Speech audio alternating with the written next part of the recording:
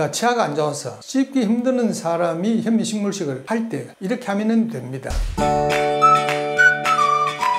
현미채소, 과일 이 세 가지로 먹고 싶은데 이가 안 좋으신 분들이 있습니다. 잇몸이 안 좋아서 아프다거나 피가 난다거나 이가 흔들거린다거나 이런 분들이 들어 있습니다. 그래서 현미식물식이 좋은 줄 알지만은 어쩔 수 없어서 부드러운 가공식품을 먹는다든지 생선살이든지 계란이든지 우유든지 뭐 이런 것들은 굉장히 부드럽지 않습니까? 그래서 그걸 먹는 사람들이 들어 있습니다. 자, 치아가 안 좋아서 씹기 힘드는 사람이 현미식물식을 할 때 이렇게 하면 됩니다. 현미, 채소, 과일 이 세 가지만 가지고 만들면 됩니다. 씹기 힘드니까 좀 먹기 편하게 만들어야 됩니다. 편하게 만드는 것은 믹서로 가는 겁니다. 믹서로 갈 때 콩, 견과류는 넣어도 됩니다. 그러나 안 넣어도 그만입니다. 그리고 콩, 견과류를 드시려고 할 때는 조금만 넣어야 됩니다. 왜냐하면 콩, 견과류는 단백질이 많이 들어서 알레르기를 일으킨다든지 자가 면역 질환을 일으킨다든지 만성 통증을 일으킨다든지 또 콩팥이 안 좋은 분들은 단백질이 많이 들어있는 음식을 먹으면 안 되니까요. 콩, 견과류를 많이 먹을 때 이런 문제가 생길 수 있으니까 굳이 먹어야 된다 하는 건 아닙니다. 꼭 드시고 싶으면 조금만 드시면 좋겠네요.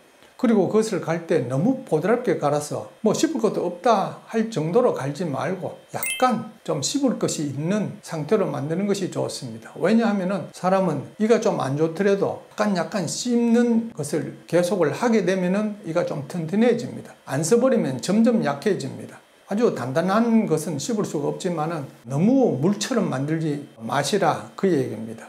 그리고 그 만들 때 물이 많으면 맛이 없습니다. 그래서 숟가락으로 떠먹을 정도로 좀 씹을 것이 좀 있는, 좀 씹어야 삼킬 수 있다 하는 그런 정도의 물기로 만들면 좋겠습니다. 그리고 익혀서 갈지 않아도 됩니다. 모든 식물성 식품은 날 것으로 먹을 수가 있습니다. 뭐든지요. 곡식도, 채소도, 과일도요. 날 것으로 만들게 되면 굉장히 편하지 않습니까? 쌀도 적당히 불려서 갈면 되거든요. 굉장히 편합니다. 그래 모든 것은 다 날 것으로 먹을 수 있으니까 치아가 안 좋은 사람들이 먹을 때도 그렇게 하시면 됩니다. 그리고 소금은 안 먹는 것이 원칙입니다. 그러므로 그걸 만들 때 소금을 넣지 않는 것이 좋습니다. 그리고 뭐 좀 맛있게 하기 위해서 고소한 기름을 좀 첨가를 한다든지 할 수가 있습니다. 그러나 너무 많이 넣는 것은 좋지를 않습니다.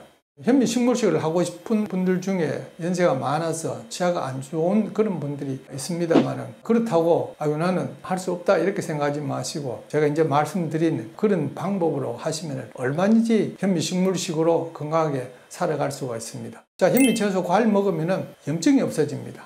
이에 그러니까 잘 씹기 힘드는 어떤 그 원인이 문제가 해결됩니다. 예를 들어서 잇몸이 염증이 있어서 씹기가 힘들고 치아가 흔들거렸다면 그 염증이 없어지니까 이가 단단해집니다. 저는 그런 분들을 대단히 많이 봅니다.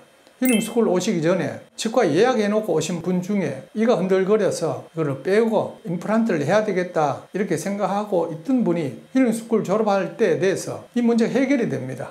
그래서 뭐 치아를 뽑지 않고 임플란트도 안 해도 되겠다 이런 상태가 되어서 그 예약을 취소하는 분들도 있습니다. 뭐 이런 분들은 돈 버는 것이죠.